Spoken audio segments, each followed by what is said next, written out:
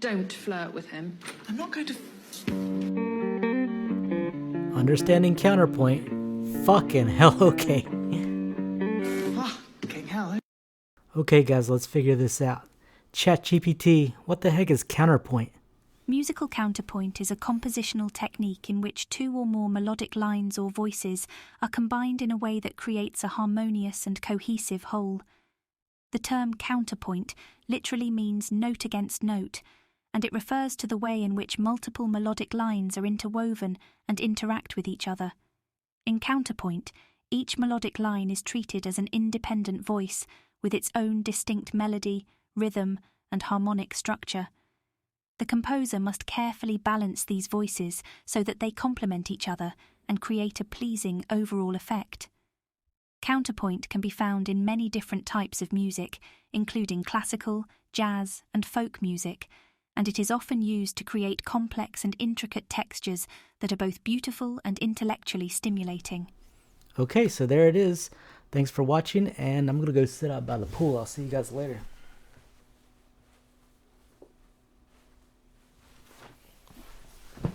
Okay, so maybe there's more to it than that. So back when I was a young man, I used to like to sneak in a lot of canonical counterpoint into my music writing. Is it canonical or is it canonic?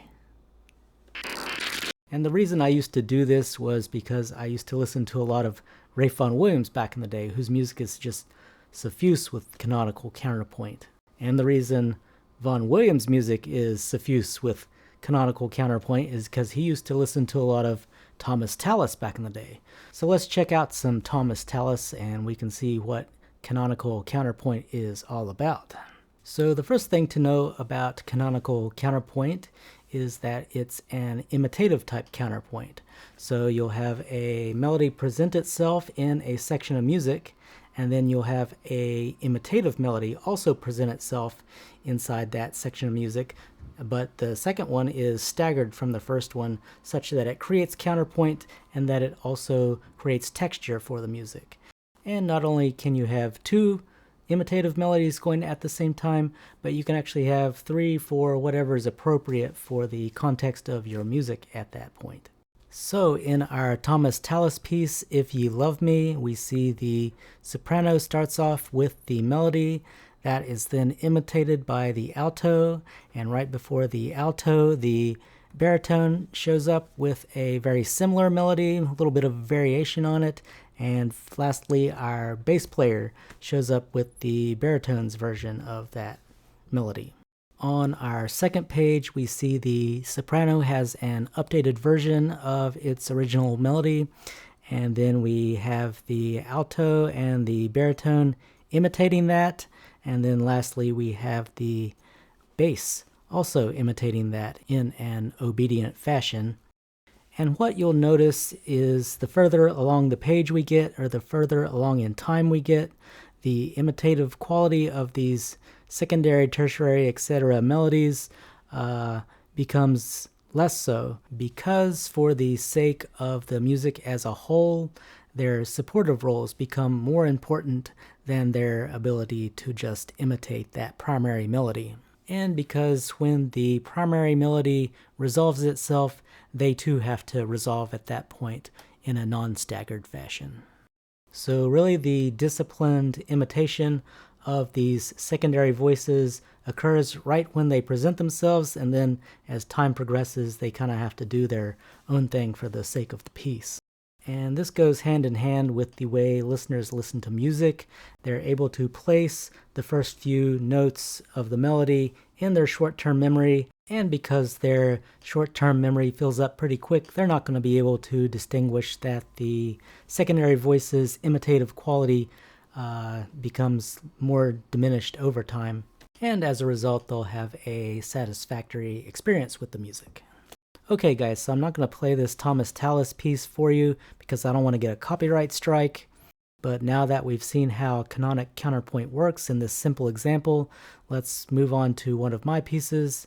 So this is my 3 nightly dances for orchestra. We're here on page 17, which is near the end of the piece, and our first violins get us started with the melody.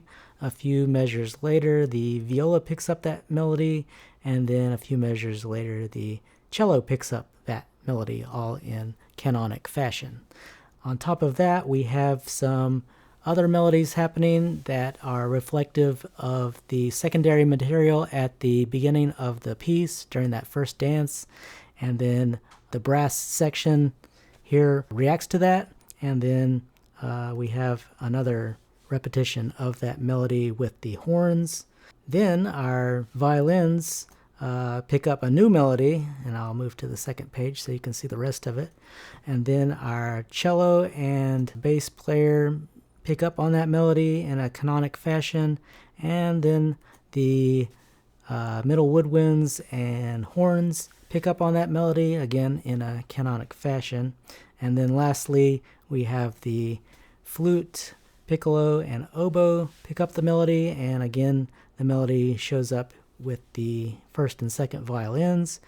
And to make it even more complex, we have the clarinet playing a version of that other melody in the red, and then we have that same idea showing up in the horns, then the same idea showing up in the trumpets, and then the same idea showing up in the piccolo, all in canonic fashion with respect to those melodies. So in the end, we have this totally complex texture where we have these second order canonic ideas on top of the first order canonic ideas.